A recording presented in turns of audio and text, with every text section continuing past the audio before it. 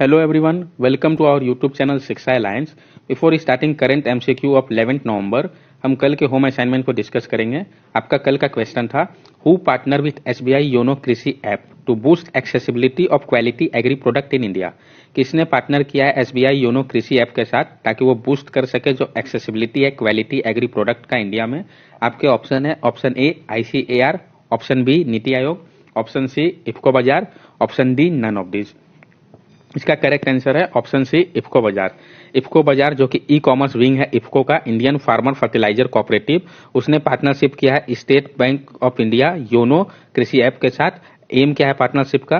तो बूस्ट करना accessibility of quality agri product का इंडिया पे और इंश्योर करना कि जो वाइड रेंज है एग्रीकल्चर प्रोडक्ट का वो एक्सेसिबल हो मैनी इंडियन फार्मर को।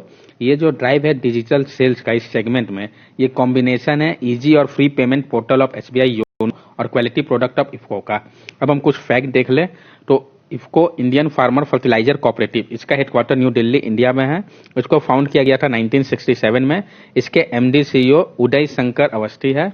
ICAR Indian council of agriculture research, ये एपेक्स बॉडी है जो कि कोऑर्डिनेट करता है, गाइड करता है और मैनेज करता है जो रिसर्च और एजुकेशन है एग्रीकल्चर के फील्ड में पूरे कंट्री पे, under the aegis of DARE जो कि मिनिस्ट्री ऑफ एग्रीकल्चर और फार्मर वेलफेयर के अंदर आते हैं। इसका हेडक्वार्टर है न्यू दिल्ली पे। आईसीआर को फाउंड किया गया था 16 जुलाई 1929 में और आईसीआर के चेयरमैन डॉक्टर त्रिलोचन मोहपात्रा है। NITI Aayog, national institution for transforming India आयोग, ये एक पॉलिसी थिंक टैंक है गवर्नमेंट ऑफ इंडिया को जिसको इस्टेब्लिश किया गया था ताकि अचीव किया जा सके सस्टेनेबल डेवलपमेंट गोल को विद कोऑपरेटिव फेडरलिज्म और फोस्टर किया जा सके जो इन्वॉल्वमेंट है स्टेट गवर्नमेंट का इंडिया पे इकोनॉमिक पॉलिसी मेकिंग प्रोसेस में बॉटम अप अप्रोच के द्वारा। ये बना था 1 जनवरी 2015 में रिप्लेस करके प्लानिंग कमीशन को। नीति आयोग को हेडक्वार्टर न्यू दिल्ली पे है। इसके चेयरपर्सन नरेंद्र मोदी है और इसके सीईओ अमिताभ कांत है। Now let's begin our current MCQ session of 11 November. हमारा फर्स्ट क्वेश्चन है 11 नवंबर इज ऑब्जर्व्ड एज। आपके ऑप्शन है, option A origami day, option B world orphan day, option C world day of remembrance for road traffic victim, option D none of this. इसका correct answer है option A origami day. 11 नवंबर को हम origami day के रूप में observe करते हैं। ओरिगेमी डे होता क्या है? तो ओरिगेमी आपका आर्ट ऑफ फोल्डिंग पेपर को कहते हैं। अब जो आपका ऑप्शन था वर्ल्ड ऑर्फन डे, ये 9 नवंबर को ऑब्जर्व किया जाता है और world day of remembrance for road traffic victim ये 15 नवंबर को ऑब्जर्व किया जाता है। Next question number 2, OPEC secretariat hosted 4th high level meeting of OPEC India dialogue from India side, it was chair by. जो ओपेक सेक्रेटेरिएट है उन्होंने host किया है 4th high level meeting OPEC India dialogue का। India के side से इसको किसने चेयर किया है? आपके ऑप्शन है, option A Ramesh Pokhriyal Nishank, option B doctor Subrahmanyam Jaishankar, option C Dharmendra Pradhan, option D none of this. इसका करेक्ट आंसर है option C Dharmendra Pradhan. OPEC organisation of petroleum exporting country, secretariat ने होस्ट किया 4th high level meeting OPEC India dialogue का video conferencing के द्वारा। ये जो meeting है उसको को चेयर किया गया है धर्मेंद्र प्रधान जो कि यूनियन मिनिस्टर है petroleum and natural gas and steel के इंडिया के, और मोहम्मद सनूसी बारकिंडो जो कि सेक्रेटरी जनरल है ओपेक के। एम क्या था इस मीटिंग का? तो डिस्कस करना जो इम्पैक्ट पड़ा है कोविड-19 पेंडेमिक का दोनों वर्ल्ड इकोनॉमी पे और जो एनर्जी मार्केट है इंक्लूडिंग ऑयल मार्केट में।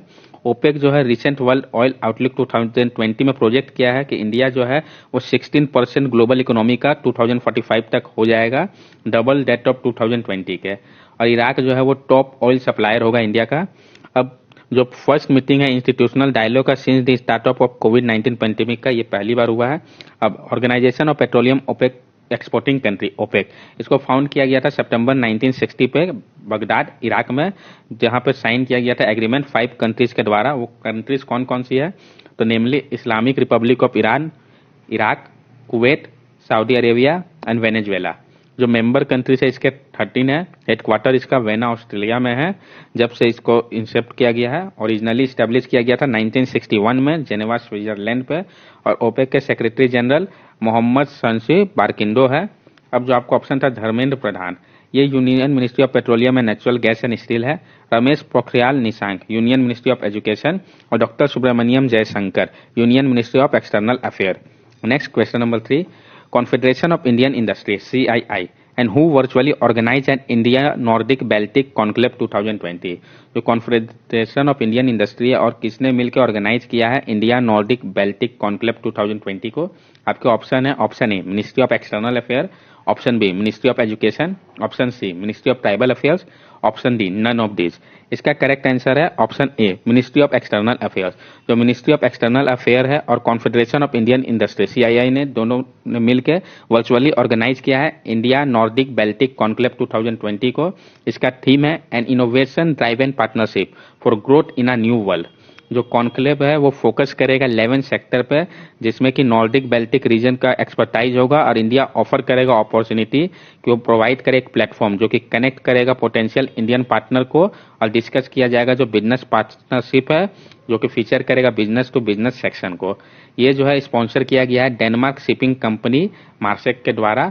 अब हम कुछ फैक्ट देख ले तो नॉर्डिक बेल्टिक कंट्रीज, तो Nordic countries are group of 5 countries in northern Europe. कौन कौन से? Denmark, Norway, Sweden, Finland and Iceland.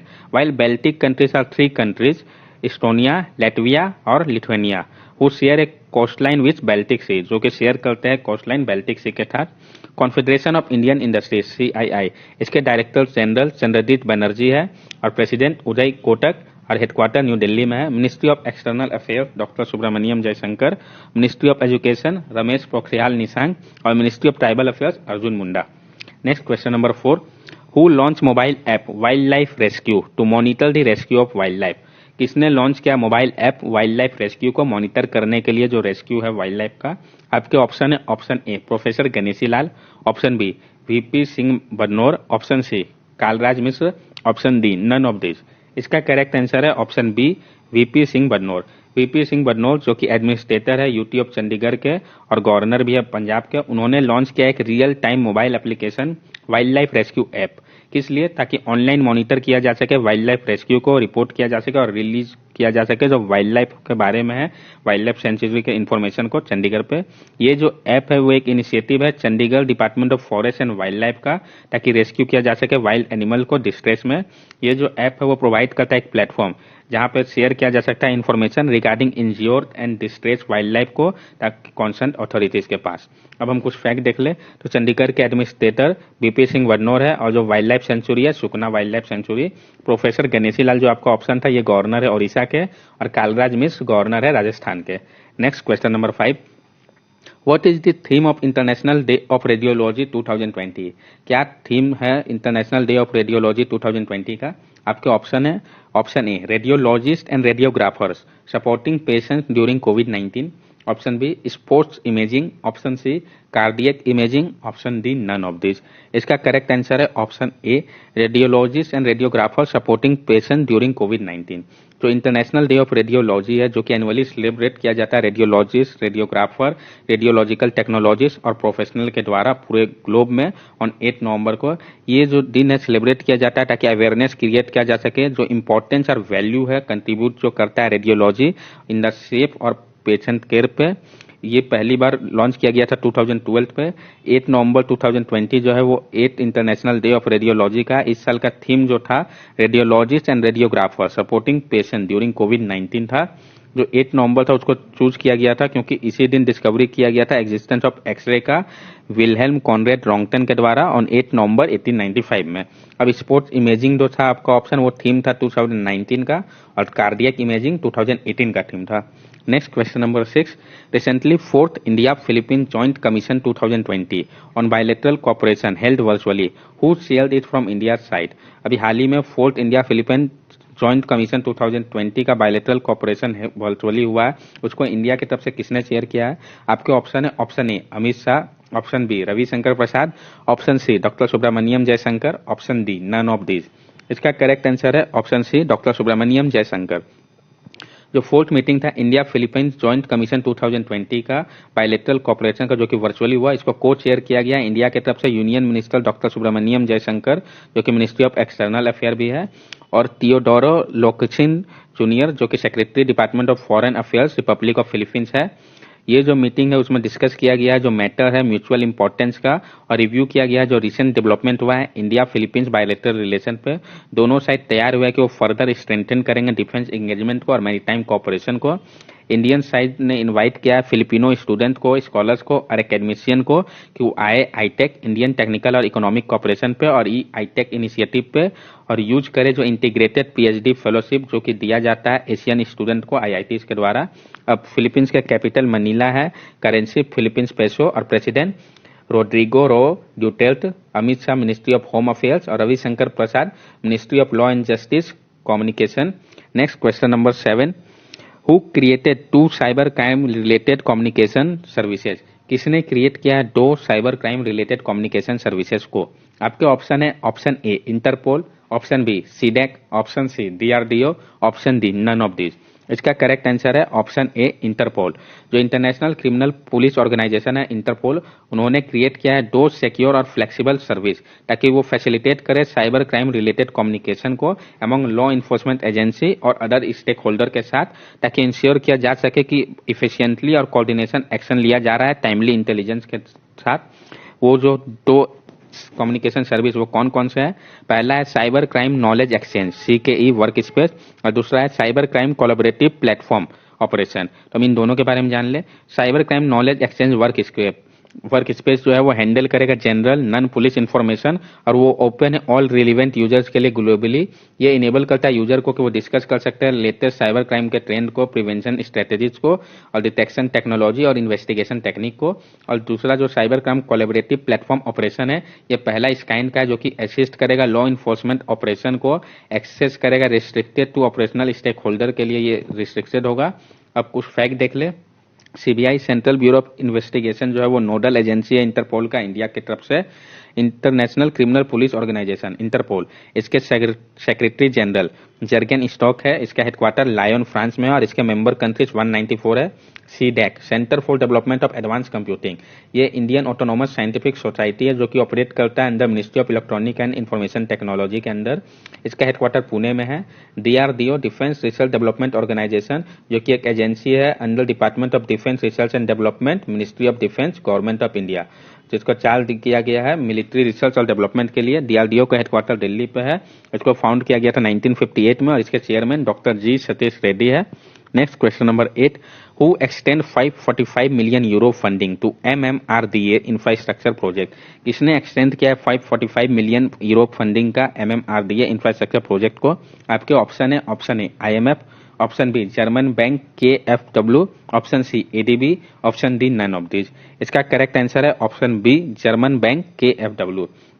Frankfurt based German state own development bank KfW, जिसको कि हम फॉर्मली KfW बैंक ग्रुप भी कहते हैं, उसने 2 लोन एक्सटेंड किया टोटलिंग 545 मिलियन यूरो का metropolitan region development authority for infrastructure project in Mumbai को।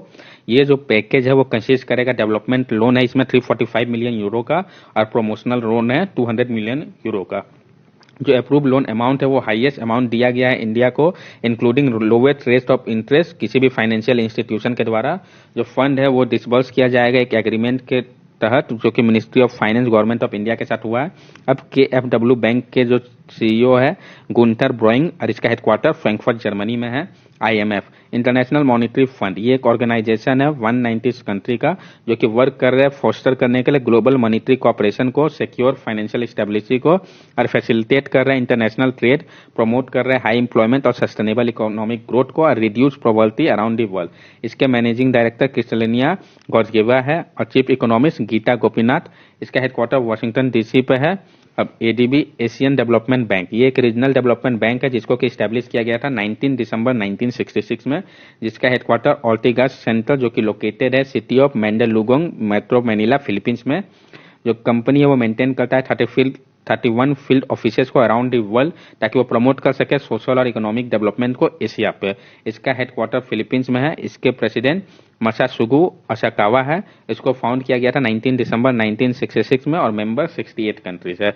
Next question number 9, the book title archaeology and the public purpose writing on and by MN Deshpande authored by whom? जो book जिसका title है archaeology and the public purpose writing on and by MN Deshpande, किनके द्वारा author किया गया है? आपके option है option A Nayanjot Lahiri, option B Shashi Tharoor, option C Rima Hooja, option D none of this. इसका करेक्ट आंसर है option A Nayanjot Lahiri. जो बुक टाइटल है जिसका archaeology and the public purpose writing on and by M N. Deshpande, इसको ऑथर किया गया है नयन चोट लहरी के द्वारा, जो कि प्रोफेसर है हिस्ट्री एट अशोका यूनिवर्सिटी। इसको पब्लिश किया गया है ऑक्सफोर्ड यूनिवर्सिटी प्रेस के द्वारा। बुक का इसेंस क्या है, तो जो बुक है वो इंटरलिंक कर रहा है जो हिस्ट्री है पोस्ट इंडिपेंडेंस आर्कियोलॉजी का इंडिया का with the life of M N. Deshpande 1920 to 2008 के एक लीडिंग इंडियन आर्कियोलॉजिस्ट है who became the director general of archaeology survey of India, जो कि डायरेक्टर जनरल भी बने थे आर्कियोलॉजी सर्वे ऑफ इंडिया के।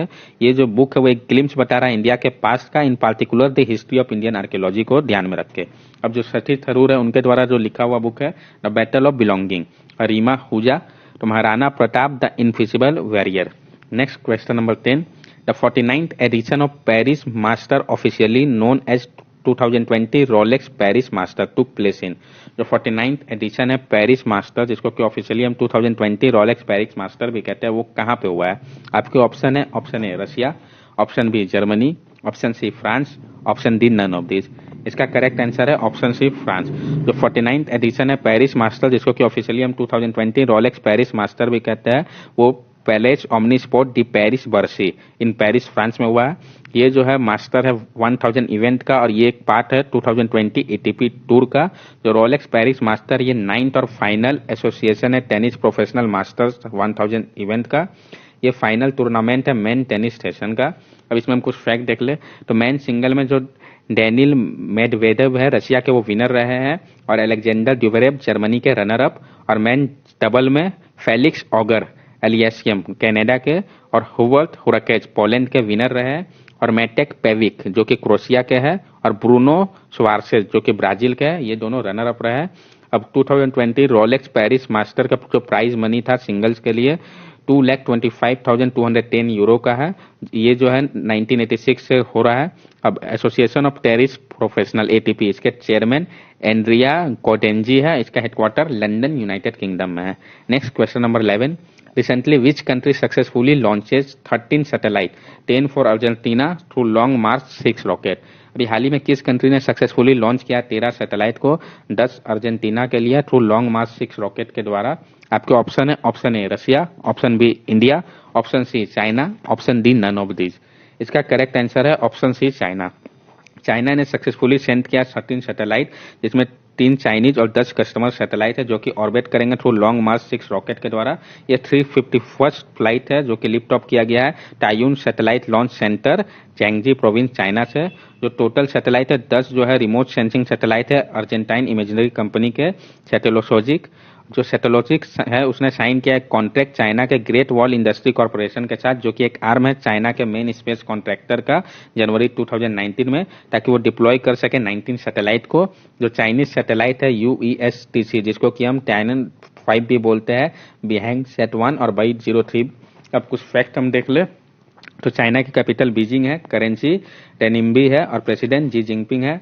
रशिया के president Vladimir Putin, capital Moscow, currency Russian rouble. India के PM Narendra Modi, capital new Delhi, currency Indian national rupee. Next question number 12 जो कि हमारा लास्ट क्वेश्चन है, who detected first fast radio burst in Milky Way galaxy? किसने detect किया है पहला fast radio burst को मिल्की वे गैलेक्सी पे? आपके ऑप्शन है, option A ISRO, option B JAXA, option C NASA, option D none of this. इसका correct answer है option C NASA, national aeronautic and space administration NASA. इसने detect किया एक bright fast radio burst और X-ray जो कि last किया है for a millisecond from Milky Way galaxy से पहली बार।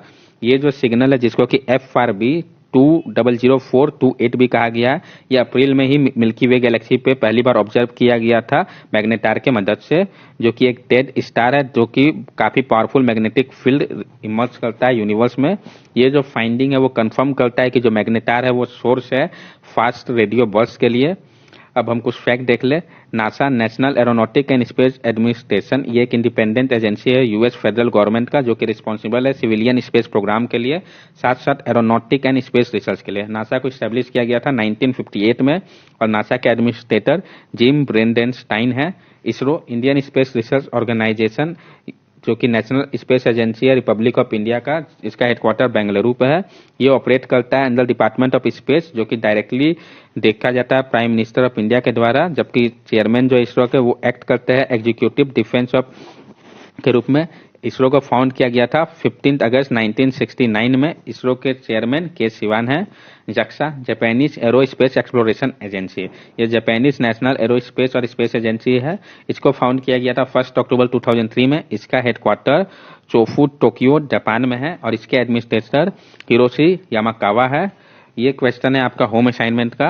Recently which country ban Turkish ultra nationalist grey wolf group, अभी हाल ही में किस कंट्री ने बैन कर दिया है Turkish ultra nationalist grey wolf group को?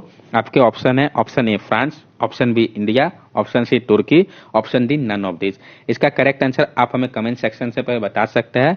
That's all for daily current MCQ session. अगर आपको हमारी वीडियो अच्छी लगी हो तो हमारे चैनल को सब्सक्राइब करें, हमारे वीडियो को लाइक करें और ज्यादा से ज्यादा शेयर करें। These are our social media link. From here also you can stay connected with us and give us your valuable feedback. Thank you and have a nice day.